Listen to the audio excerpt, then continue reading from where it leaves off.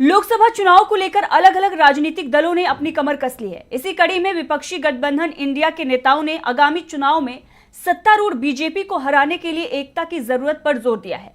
DMK ने India के लक्ष्य को हासिल करने के लिए एक मंत्र भी दिया है। तो इंडिया गठबंधन के नेताओं ने बीजेपी को मात देने के लिए क्या रणनीति बनाई है, देखते हैं इस रिपोर्ट में।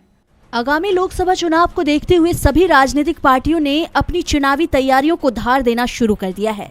इसी कड़ी में इंडिया गठबंधन ने भी बीजेपी को सत्ता से बेदखल करने की रणनीति बना ली है। विपक्षीय इंडिया गठबंधन के नेताओं ने शुक्रवार को आगामी लोकसभा चुनावों में सत्तारूढ़ बीजेपी को हराने की जरूरत पर जोर दिया। साथ ही द्रमुक पार्टी ने लक्ष्य हासिल करने के लिए एकता का मंत्र भी दिया। इंडिया गठबंधन के दलों ने एक साथ मिलकर बीजेपी को सत्ता से बेदखल करने का प्लान बनाया है। कांग्रेस, द्रमुक और वाम दलों और विदुथलाई, चिरुथिगल, काची के शीर्ष नेताओं ने वीसीके द्वारा आयोजित लोकतंत्र जीतेगा सम्मेलन में भाग लिया।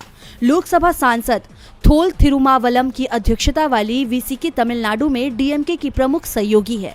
द्रमुक अध्यक्ष और तमिलनाडु के मुख्यमंत्री एमके स्टालिन, सीपीआईएम और सीपीआई के नेता सीताराम येचूरी और डी राजा के साथ कई और लोगों ने बिहार में सत्तारूढ़ महागठबंधन के मुद्दे पर भी सम्मेलन में बात की। उन्होंने कहा कि इस बात के पुख्ता संकेत मिल रहे हैं कि जेडीयू अध्यक्ष और राज्य के सीएम नीतीश कुमार एक और बार पलटवार कर सकते हैं और बीजेपी के नेतृत्व वाले एनडीए में लौट सकते हैं। अपने संबोधन में स्टालिन ने कहा कि इंडिया गठबंधन के नेताओं को ये महसूस करना होगा कि जब बीजेपी चंडीगढ़ में मेयर चुनाव के स्तर पर भी विपक्षी गठबंधन की जीत की संभावना से घबरा गई थी, तो ऐसे में इंडिया गठबंधन के बीच ये एकता बीजेपी को केंद्र की सत्ता से बेदखल कर देगी।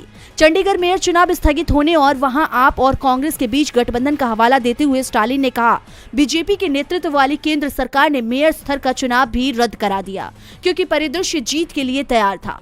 मीडिया ने बाद में स्थगित किए गए मेयर चुनाव को इंडिया गठबंधन की पहली जीत के रूप में पेश किया। जब वे मेयर स्तर का चुनाव भी रद्द कर देते हैं तो इंडिया गठबंधन के नेताओं को भाजपा के डर का एहसास होना चाहिए। हमें इसका उपयोग करना होगा। हमें अब जो अवसर मिला है उसका लाभ उठाना होगा। हम एकजुट रहेंगे तो बीजेपी हार जाएगी, लोकतंत्र की जीत होगी और समय यही कहेगा।